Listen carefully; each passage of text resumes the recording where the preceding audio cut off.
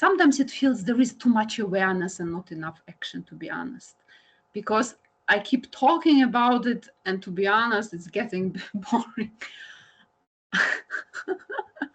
If you are working and you have to do, you're at CISO, you're a CTO, you know about how dangerous it is now, that the hacks are happening just like this, and you never know if tomorrow is the day when they hack your company, right? So we know already about it. The action is the next logical step.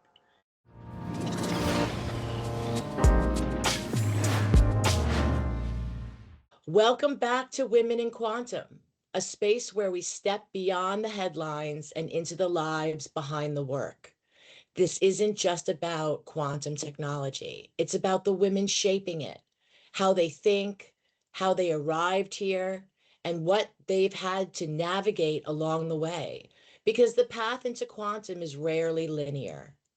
And the stories behind it are often where the real insight lives. So whether you're deep in the field or just quietly curious, you're in the right place. I'm Candace Gillhoolley. Today, we have with us Olga Mala, and she is the CEO and co-founder of Quantum Scouts. Hi, Olga. How are you today? Hi, Candice. It's nice to be here. Such a pleasure. And today I'm fine. I'm eager to have a conversation. And I have been looking forward to the conversation. So I love it. Let's go. I'm so excited. So I want to start at the beginning. So can you tell me where you were born and raised?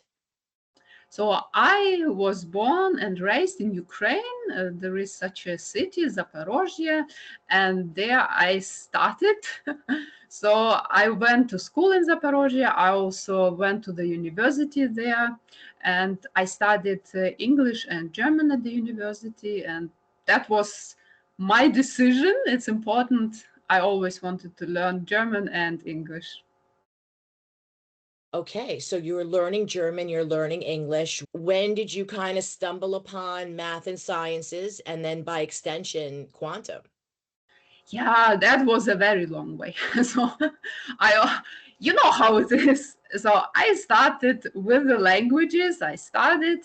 So then I worked in tourism. I worked in communications. I worked also with translations, and it was a long, long way. And then when I met people, they wanted to create something meaningful because they have experience with networks, communication systems, and they said we need someone who would tell the story, our story. And I say, okay, let me give it a try. And then we started a very long process of learning, and they told me their story, but of course, from the point of view of engineer, the story sounds different than from the point of view of business.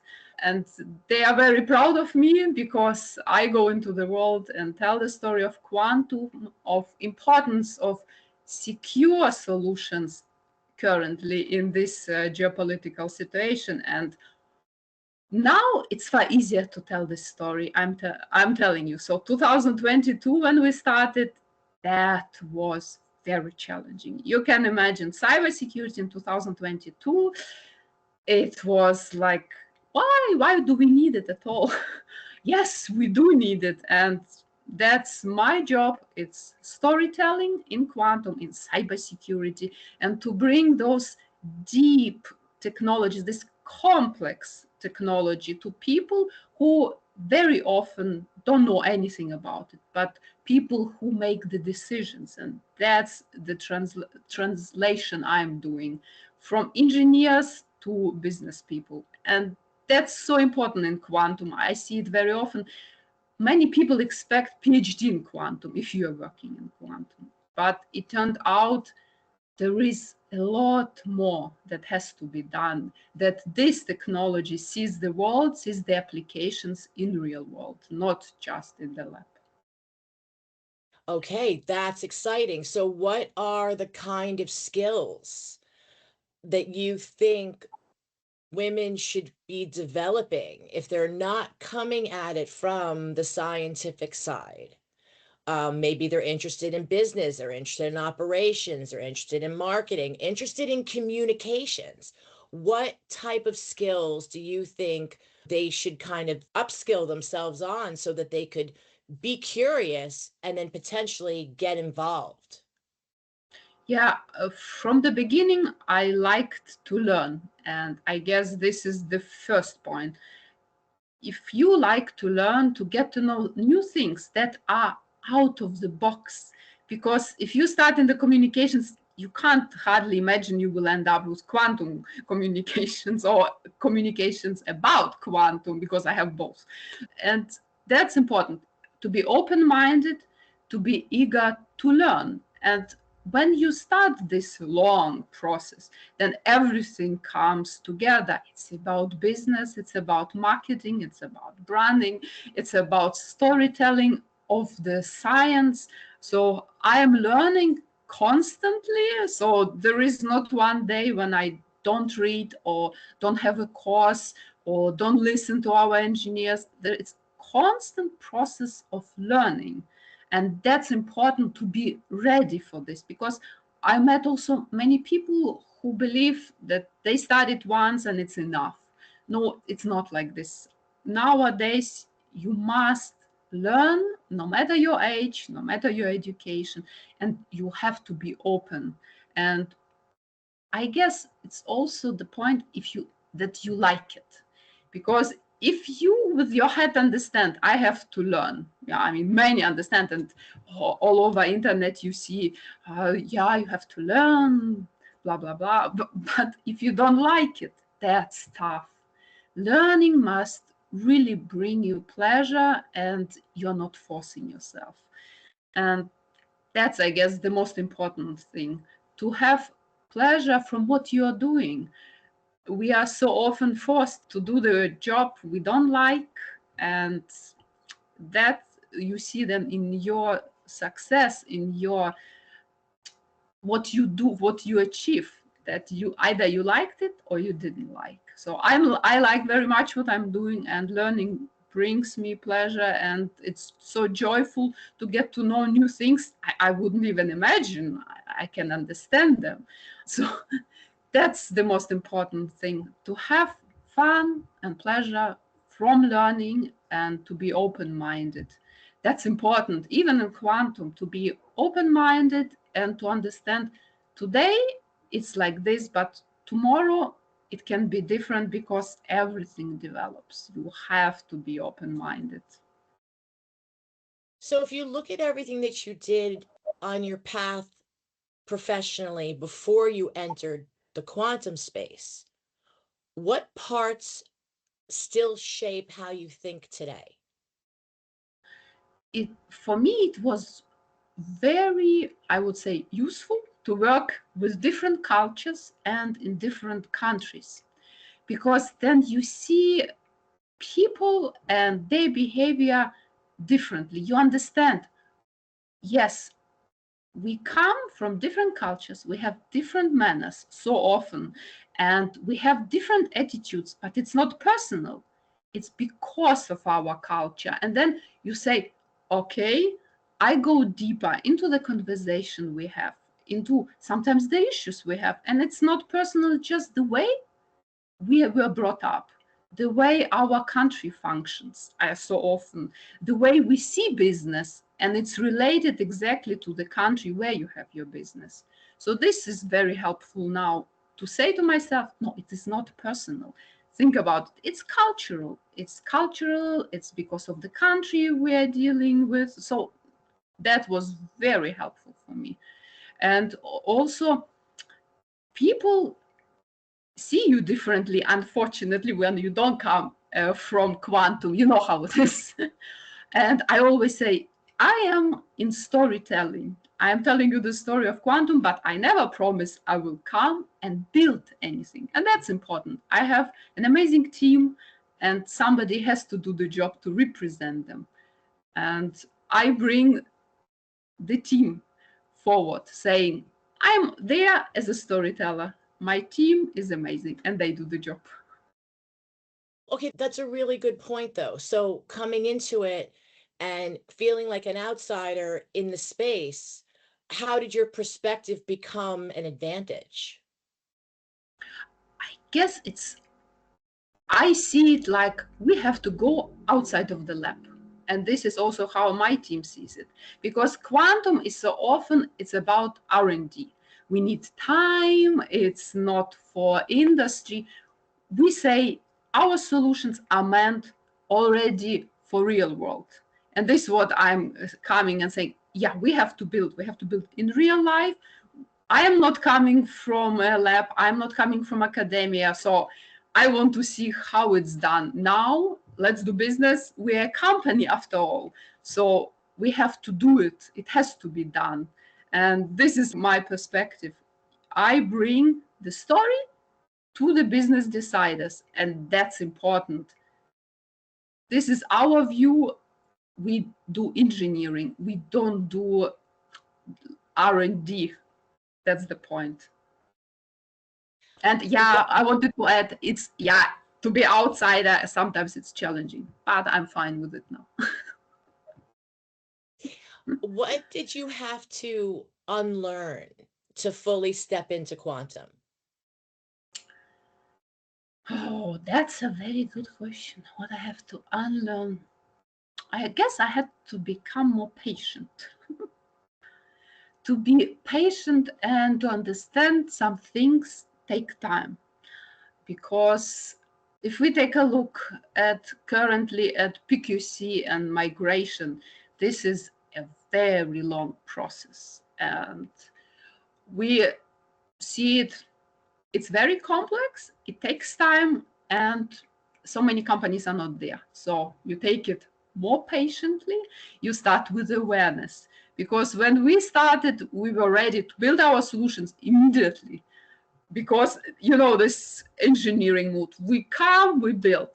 And it turned out so many people need more awareness, more talking, more explanations. So this I had to unlearn, to take it easy and to start first to bring them to the point that they understand what is it good for, what they need, and how it can protect them, for example, in our case. So patience is the key. I like that. When you navigate moments when you feel less confident, especially when how do you navigate those moments when you feel less confident, especially when the stakes are so high? I like to talk to my team because then they always say everything is fine. They always encourage me, it's like, keep grinding. You have to do it, because to be an entrepreneur, it's very tough. And sometimes it's like a roller coaster. So you have to understand this. But one thing to understand it with your head, another thing to understand it with your heart. And when I don't understand it with my heart, I need to talk to people, and that's why I'm talking to our team, because it can be very challenging and overwhelming partly. Has confidence become easier as you've risen in influence, or has it simply changed shape? I would say both. It takes time to find space in quantum ecosystem because it's very challenging. There are lots of companies and lots of solutions, and you still have to talk about your solution, to promote your solution. And it takes time, as I said, to find your place in this ecosystem. And it, it was important for us, for example, to pivot also, to add to our solution secure architecture, for example, to say PQC needs secure architecture, and we can actually provide it. And it gives them the peace of mind. So the path is long, but I feel now it's getting easier and I feel more confident. And I would say it's time it's experience, it's the people that around you. I found such amazing people, and I can't say enough, because in the beginning you feel so lonely in your entrepreneurship, and I met people in quantum who decided to support us. I'm part of the community Quantum for Finance, and everyone is so extremely friendly and supportive there. And the same I found new community, Quantum Security Defense. Also, they are very supportive and kind. And when you find people, you feel more confident. And the minute I found people who support me, I could feel I started growing also from inside, my confidence and the way I see the community. So there I was very lucky. And one thing when you read about it, and another thing when you experience how important it is to find those people. And it's each and everyone counts. That's important to understand. Not in total everyone, but each and every person brings such an amazing enlightenment and value to your business life. I was very lucky with it. I know you've mentioned being born in Ukraine. I know you've mentioned Denmark. I do believe Switzerland is in the mix there, as well as, are there any other countries that were along your path to become educated? No, I lived in Germany, but it wasn't connected with my education. And now we decided to go to Switzerland. The company is Danish, but we decided to go to Switzerland because it seems in Switzerland there is a lot going on, and it's like from Switzerland you can reach so many places. I don't know, it's a completely different atmosphere, and we see where it goes from there. And it's amazing to see and visit different quantum ecosystems. That's also very exciting. And because if you're working in quantum, I guess you have noticed it's kind of a bubble. You believe each and every person is talking about quantum. It's so amazing. But it turns out, no, not each and every person. And the more I talk, the more I understand. No, there are so many people, they have nothing to do with quantum. They don't know what it is. And the traveling is helping a lot to see the potential partnerships outside of quantum community, and that's also very important. So many places need quantum secure solutions, and they even don't know about it. It's like critical infrastructure. When we are talking to companies in critical infrastructure, some of them even don't know they're in critical infrastructure. And then it's interesting to talk to them, and then they understand not only their critical infrastructure, no, but they also need quantum secure solutions. So it's a very exciting journey, and I guess I'm enjoying the journey also very much.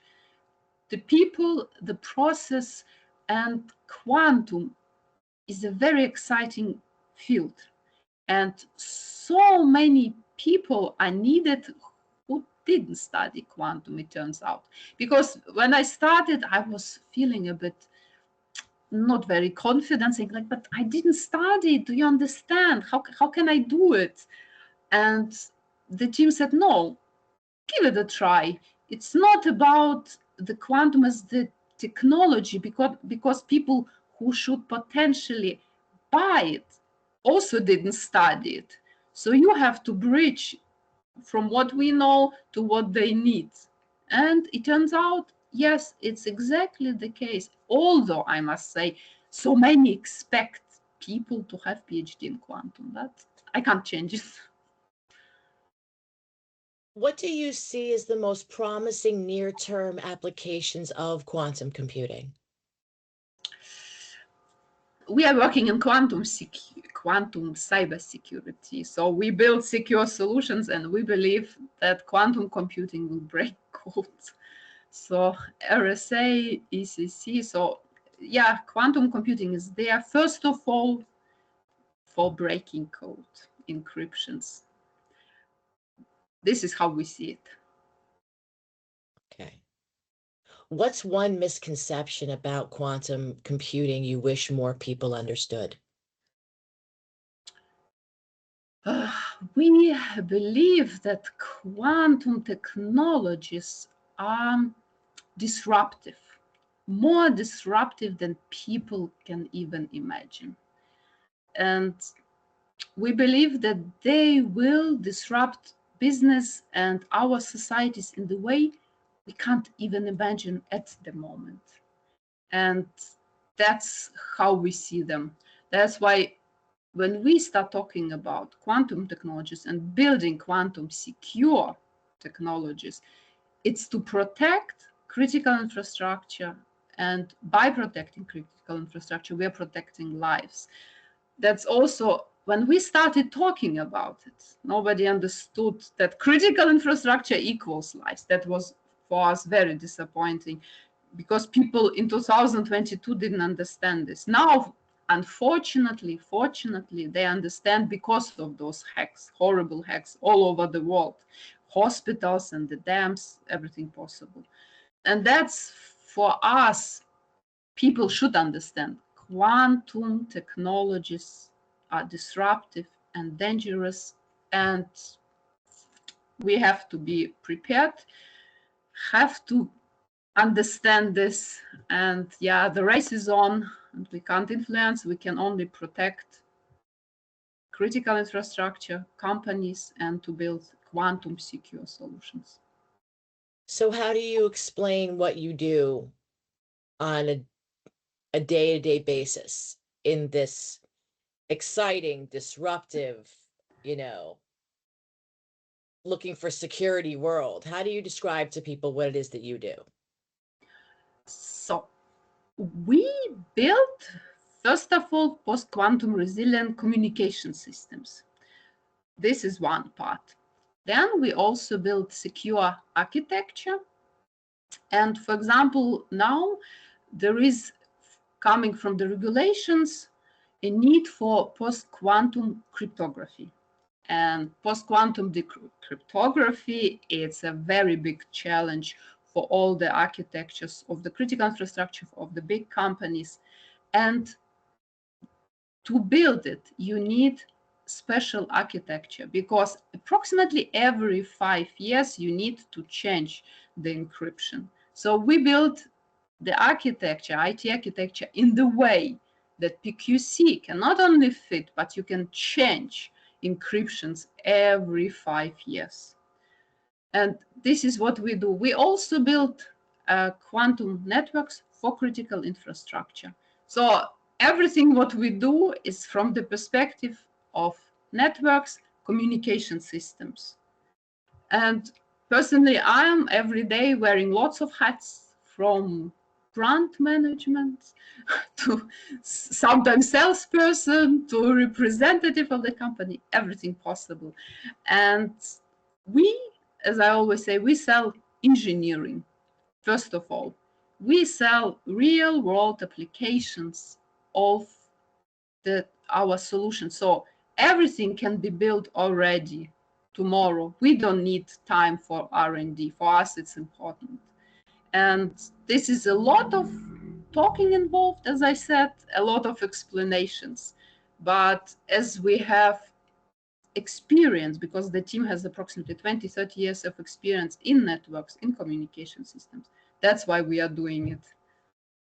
I believe without such deep understanding of those systems, you just can't build such solutions. That's important to understand, because the bigger the network gets, the more complex it gets. It's just like then a living organism. So it's, from what I learned, this is so extremely complex and complicated that you truly need specialists who have been doing it for years. So what practical steps could students take now to enter the quantum field? It was exactly what I was thinking.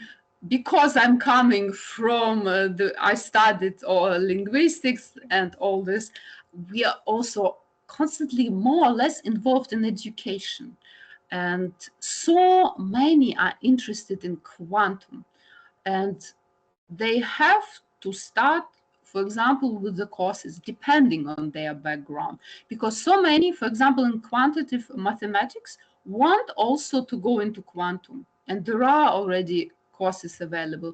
Also, who comes from business, there are also courses available, quantum and business. So there are really lots and lots of resources, and that's amazing. I also prepared a short course for students who study cybersecurity. I will have a 3-hour course. It's from in Philippines, a university, and it will be a 3-hour course for students who study cybersecurity, but it has nothing to do with quantum. But they would like to see how they can apply their knowledge later, and we composed then a course for them. There are so many courses available, and that's amazing. Some, of course, are not for free, but lots are for free, and that's amazing that quantum ecosystem worldwide is developing so much. There is so much available already. So if the person really wants to work in quantum, you just have to type. Just go type what the person wants to learn. And there is a lot, truly a lot. Communication and science, there are already courses. Business and quantum, as I said, there are already courses. And that's amazing. That's very good. And amazing is to see how many are interested. I don't know, have you noticed how many people are interested to move into quantum? I have, and that comes from the curious perspective, and absolutely. And the curious perspective is constantly growing because the more people are hearing about it on the news, or they're paying attention to what's going on in the stock market, or, it's like where AI was, I want to say like maybe like 3 years ago. You're not hearing about it nightly, but you are hearing about it weekly. And it's people are interested, they're excited. What's the new thing? What's it going to do? What kind of problems is it going to solve? So I'm curious, when you explain quantum networks or post-quantum security, what do you notice people feel before they seem to understand it? What they fear or Feel. feel? I would say they're a bit confused because they believe we need time for development. And I always say we don't need, we can build it already. The solution is there. We just go analyze your system, the one you already have.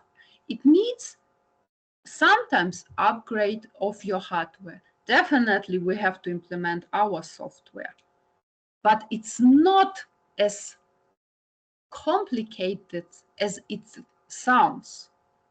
Because when you come from industry, you always think about, oh, it has to be cost effective. It has to be as fast as possible implemented. And that's our solution. We always think like this, or is it cost effective? Can you implement it as fast as possible? Or yes. Can it be scalable? Yes. But people tend to ask them those questions. Oh, we need time. No, you don't need time. We can immediately do this. And that's always then the conversation. So what problem were you trying to solve when you co-founded Quantum Scouts? We are trying to solve the problem of unsecure networks and communication systems because too many hacks already happened and too many, unfortunately, companies were already destroyed because of the attacks. So it's now going on. AI is also causing so much trouble to the companies, to the critical infrastructure, and there are no solutions to protect. And this what we are trying to solve, to protect the critical infrastructure, banking sector, hospitals, power grids, with our solution in the way that the network, communications can't be hacked. And we are talking about the problems that are now, the threat that AI poses, plus the threat of quantum in the future. Our team has paranoid attitude. You know how it is. When you come from cybersecurity, it's always like this. So they say we have to think that we are protected now and in the future. And that's important for us to build the solutions where you think it has to be multi-layered and you think already this layer will be definitely broken. This is how they build. We have these layers of protection and immediately they think this layer is broken. What should happen next? Aha, we have the other layer to protect. Then that's the point. When you come from cybersecurity, you always think worst case scenario happens and you build from there. And that's for us extremely important. So we build secure solutions for companies, for banking sector, power grid, critical infrastructure, in the way that they remain safe, secure now and in the future. And we also think about, of course, compliance. You can't go anywhere currently without compliance, yes. And for us, it's also important that data remains where data should be. How do you balance technical integrity with making something accessible enough to act on? Oh, that's very difficult, I'm telling you. This is probably when I figure it out 100%, I will write a book. So it's developing with each and every conversation. It always depends on the person you're talking to. Every person, I have noticed, requires a special approach. It depends of the level of education, the level of interest. And from there I'm going, because we all are extremely busy. We all have our agenda. And when I start talking to the person, I see, nah, the person doesn't care about critical infrastructure, but he or she will be interested in cybersecurity for the company or PQC migration because they have to do it because of the regulations. So it's truly a process of its own, and I'm looking forward to my own book. Beyond the technical definition of true quantum network, what does that mean to you? For me, it's the beauty of combining physics and engineering, because there is so much to it to make it work in real life. And I'm very proud of my team because I'm also following the news, what is done by other companies. And it's always amazing to see what my team did, how they solved the problems, that there are lots of problems there. For me, it's also important that there is an ethical and social part of our solution to protect and to improve the life of people. And that's important. And then you're doing it with technology. I would say it's very beautiful and poetic, because nowadays so often people forget about ethics, unfortunately. And we are very ethical and we always think how to do it the right way. And that's where I'm very proud, because people I'm working with, they always say, you can't lie in science. Science has to be pure. And unfortunately, nowadays, it's getting very difficult to keep up this standard. But we are trying to do it to be ethical and to be very honest in science. It's important because at the end, if the solution is not working, I mean, that's ruining your reputation and your sleep, and you don't want it, especially if you build everything from scratch with your hands and you see it as your baby. and you don't want that anything happens to your baby. That's my attitude. No, everything has to be ethical and fair, and in the way that it protects and delivers only the best results. So you've spoken about quantum security not being a future problem, but in fact, a present one. What does that urgency look like in real terms? It's, of course, first of all, the term harvest now, decrypt later. Everyone is talking about it. I'm pretty certain everyone knows already what it is. So the data is harvested now and will be decrypted later of the companies. And the point is, it's also not everyone understands. Some data currently might be not very valuable, but later when it's decrypted and put into context by AI, it becomes very valuable. And through this data, they can go, of course, into the company and destroy the company. It's also the misconcept. So many believe that the company was hacked, but nothing important was stolen. That, yeah, they went in and there was data breach, but that's it. We had a backup.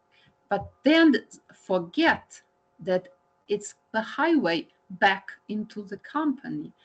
The hacker can always return because the company was hacked once. So the threat is already now. We even don't need to wait for quantum computer. It will come, but we have to prepare now. We need so much time. It requires so much time to get prepared that it's better to start yesterday than tomorrow. And there where companies don't understand. And I also understand that it requires sometimes really big amount of money, because those solutions are not cheap, of course. And they are where the companies say, oh, okay, let's talk at the end of the year where we have our budget, or next year. And that's the mistake, because we need to start preparing now. We need to start thinking about secure solutions now, because it takes so much time to implement them. I mean, in banking sector, we figured out it might take up to 12 years. And now we figured out there are such, if we start changing encryptions in the companies, it's so complex that now the regulators say, okay, how about you just take care of the most vulnerable parts of your company? I mean, and we don't, that's also an interesting point. You don't want to spread panic, because the minute people have this feeling there is panic, we can't do anything, they stop doing everything. So it just has to begin the process, and slowly but steadily we have to improve the security level of companies and of more important parts of the society, like critical infrastructure, power grids, hospitals. So it has to begin.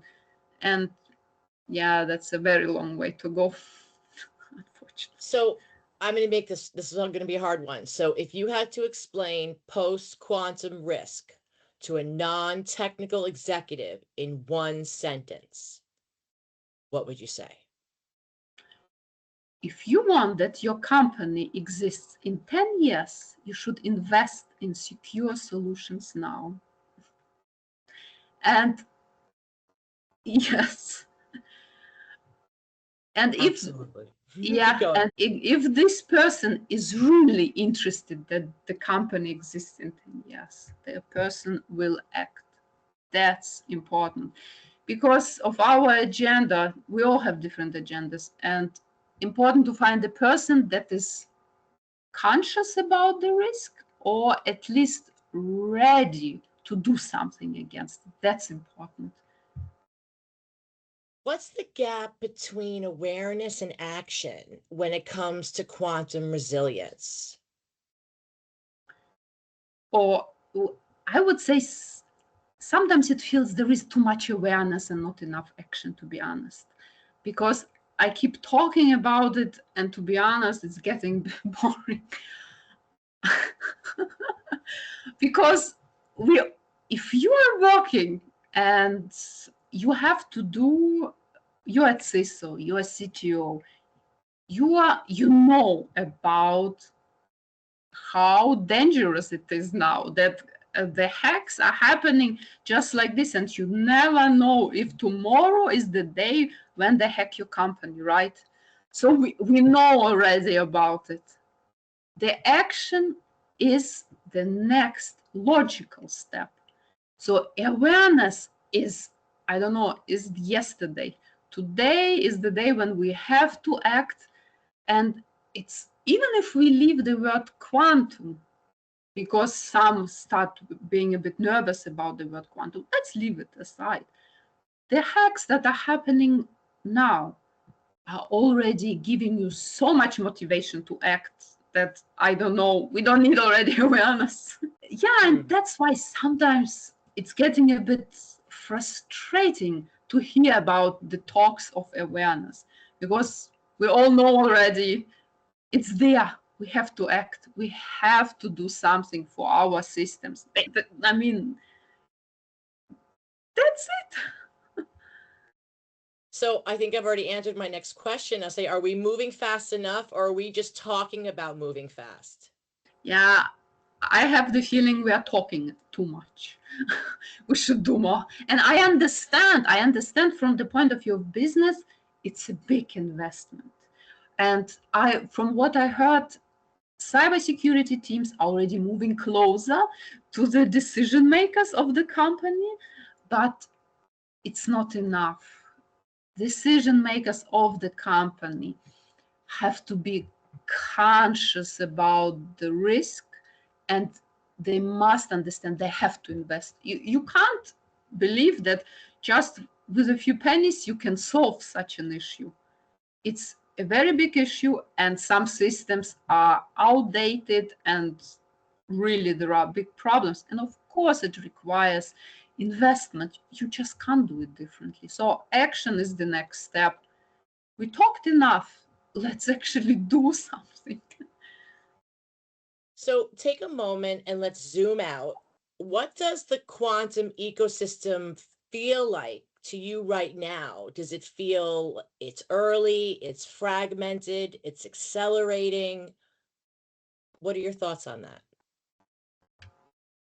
I have been in Paris. It was Quantum Security Defense World Symposium, if I'm not mistaken. And lots of companies presented their solutions, also their quantum activities.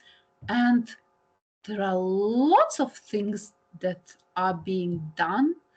There are lots of solutions, but I have the feeling we are missing the phase when we are actually implementing them. And you can see some, and some more, some less, are fit for the industry. And I would say we need more work with actually implementing them, with bringing those solutions into the industry, into the companies, into the real world applications. And there we need more, maybe cooperation. I don't know, that the governments gives more support to those companies. And we don't need more grants. We need partnerships. This is what is missing, I believe. Grants, okay, grants don't make you actually implement in real world the solution. So if the government takes it into their hands, but in the way that there is a platform, for example, to find a partner for implementing, it can be the partner from the industry who is interested in the solution but can't find it there where we need help.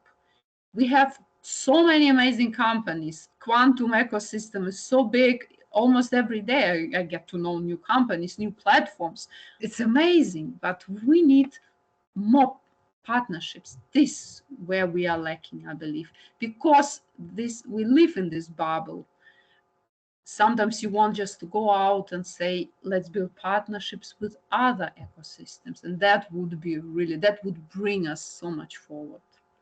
To that end, I'm going to be announcing it shortly, but I've just created a quantum startup landscape of the top 100 startups out there in the quantum landscape to see what are they doing? Are they hardware? Are they software? Where do they fall in the whole ecosystem? And kind of look at all this information and kind of surgically slice through it to say, okay, where is the innovation happening? What is percentage hardware versus software? It's just very, very exciting stuff when you kind of look at it's a very, very vibrant landscape. I'm really excited to share all that. I think you'll like it. So what do you see? Where do you see the real bottleneck? Is it in hardware? Is it in infrastructure? Is it talent? Or is it something less visible? I would say in partnerships. We have, Partnerships, okay. yeah, it's about the connections with industry. The industry is so often reluctant to adopt those solutions. And I would say we have enough of people who could do it. But this is what I am telling. Some people agree, some not, but I believe there is a lot of talent out there. And maybe sometimes they need just a bit of upskilling, but there are so many amazing, talented people. They're just sitting, and sometimes they even don't know they could work in quantum. That's the saddest part. But the talent is there. We have amazing companies in hardware, in software, but exactly those partnerships are missing, where the industry says, okay, let's go and do it together. And there where I see we need to work more. How do you think policy and regulation shape the future of quantum more than people might realize? Yes, that's a very good question. I have noticed the regulation is now driver of innovation because, for example, PQC migration. So regulations say you have to do it till 2030. And from our opinion, PQC can be just one part of the solution because it can secure the entire system, just one tiny part. But thanks to this regulation that PQC has to be implemented, the companies start consciously thinking about their cybersecurity of the entire IT infrastructure. So the regulations are actually forcing them to invest into their cybersecurity. The same with DORA regulations. So for me, it's amazing. I got to know now a few lawyers, they're working in the field of innovation. And even there, they're pushing very hard, saying, you know about quantum threat. It's official. And you are liable if you don't do anything against it. So it's amazing. Lawyers are pushing innovation forward. Okay. That's amazing. You see it that actually regulations are pushing innovations now. For us, for business, of course, it's very good, it's amazing. And also for the innovation, it's actually such a good thing. And you wouldn't believe it that regulations are doing exactly good thing.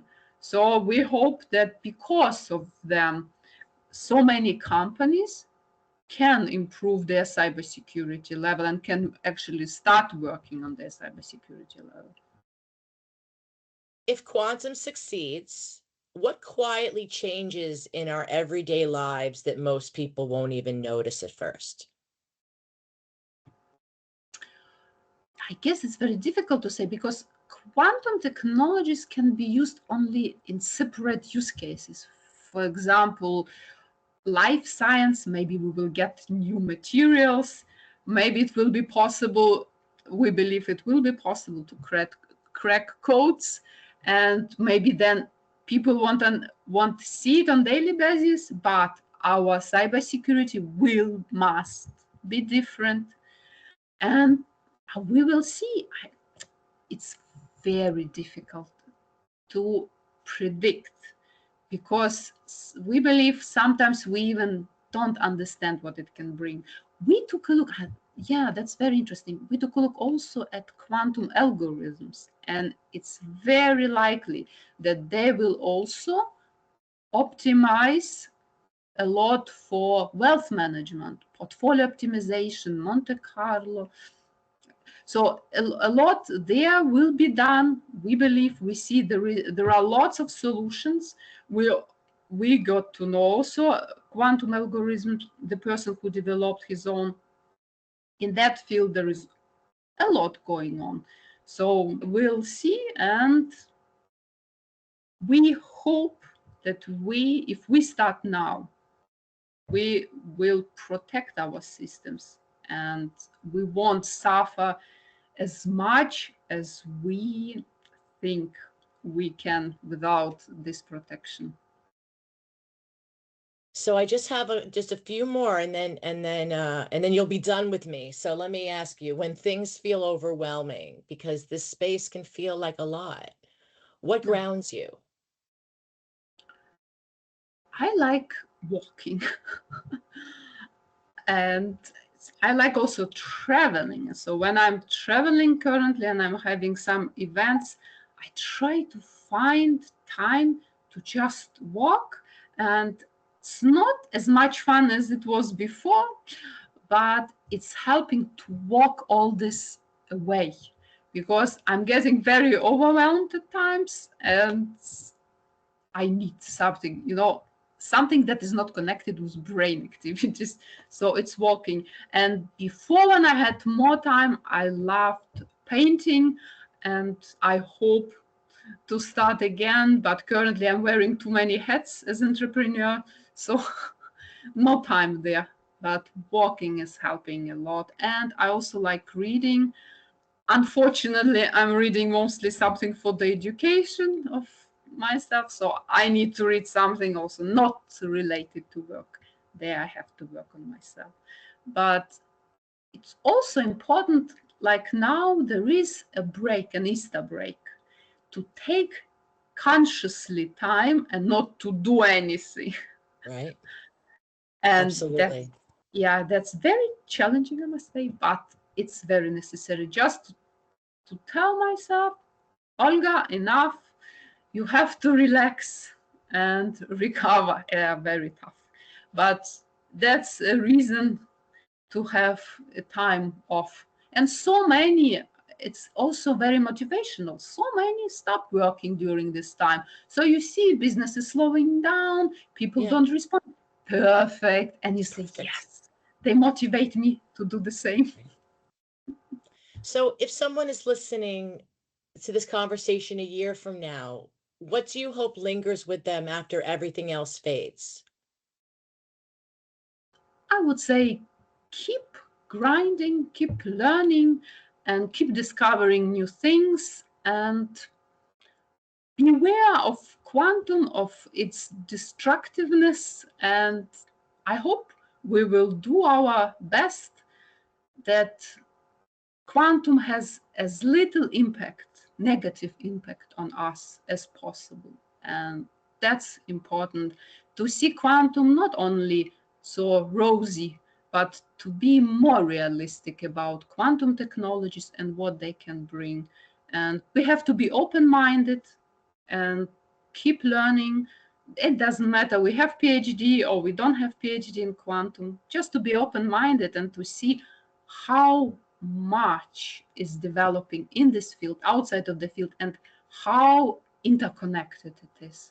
Because quantum is connected with so many other fields, I wouldn't believe even. I want to thank you so much for your time. If someone is interested in following up with you and wants to know more about what you're doing, where would you like us to send them? First of all, thank you for having me. I had very interesting conversation because I could reflect on myself, and that's very important. Because when you keep working, you forget about reflecting on yourself, and you need it to change sometimes your attitude to improve yourself. That's very important. And if somebody wants to contact me, they can find me on LinkedIn. I am replying to all the messages happily.